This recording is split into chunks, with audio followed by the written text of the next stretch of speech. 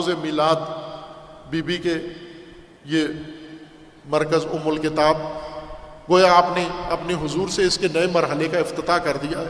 ابھی تھوڑا سا کام باقی ہے، آپ مشاہدہ کر رہی ہیں، کچھ مہینوں بعد انشاءاللہ باقاعدہ تیار ہو کے اور اس میں تعلیم کا عمل شروع بھی ہو جائے گا۔ ابھی تھوڑا سا تعمیر کا کام باقی ہے اس کا۔ یہ سب آپ کے قوم کے چند افراد کی ہمت سے تشکیل پایا ہے، چند افراد جن میں 3 خواتین ہیں۔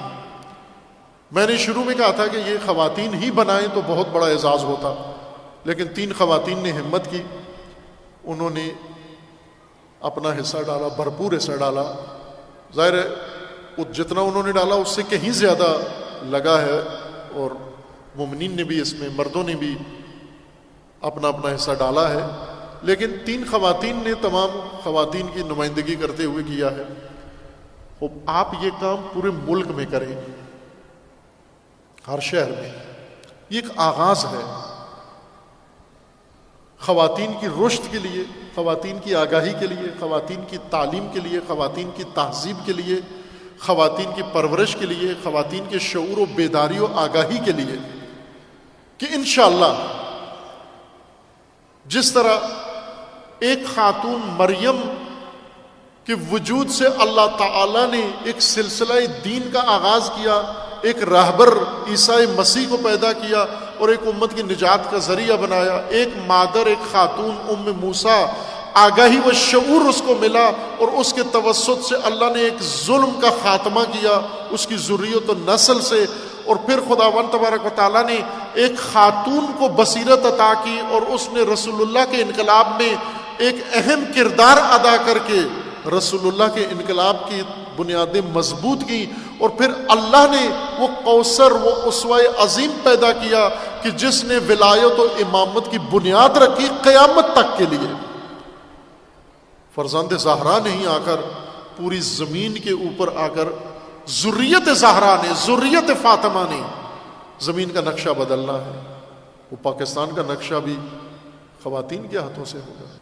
اپنی تقدیر عورتوں کو خود بدلنی ہے، اور عورتوں کو تقدیر صرف عورتوں کی نہیں بلکہ دین کی، اس امت کی تقدیر بدلنی ہے۔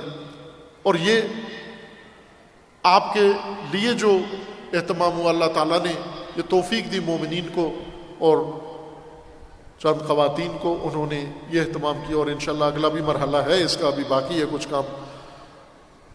یہ پہلا قدم ہے، اس پہلے قدم کو آپ نے پورے پاکستان کے اندر پھیلانا ہے، خواتین نے پھیلانا ہے۔ انشاءاللہ آپ نہ صرف ایک دینی تعلیم کا ادارہ بنے، یہ بھی دینی تعلیم جامع معنی میں دینی تعلیم ہے۔ اسی دینی تعلیم کے اندر ان کو ہر طرح کی تعلیم دی جائے گی جو عورتوں کے لیے ضروری ہے۔ ایسی تعلیم کی کہ عورتیں گھر بھی چلا سکیں، عورتیں میدان دین بھی سنبھال سکیں، عورتیں اپنے ہاسپٹل بھی بنا سکیں، عورتیں اپنی یونیورسٹیاں خود چلائیں۔ مردوں کا کیا کام ہے عورتوں کے ماحول میں آ کر پڑھانا؟ مردوں کا کیا کام ہے عورتوں کے اسپتالوں میں آ کر راؤنڈ لگانا؟ مردوں کا کیا کام ہے عورتوں کے آ کر کسی شعبے میں؟ ہر کام جب خواتین کو اللہ نے صلاحیت دی ہے تو خود کیوں نہیں کر سکتی؟ کون سا ایسا علمی مقام ہے جہاں عورتیں نہیں پہنچ سکتی؟ آپ اعلیٰ ترین پروفیسر بن سکتی ہیں، آپ اعلیٰ ترین رائٹر بن سکتی ہیں، آپ اعلیٰ ترین ریسرچر بن سکتی ہیں، آپ اعلیٰ ترین مقامات تک جا سکتی ہیں۔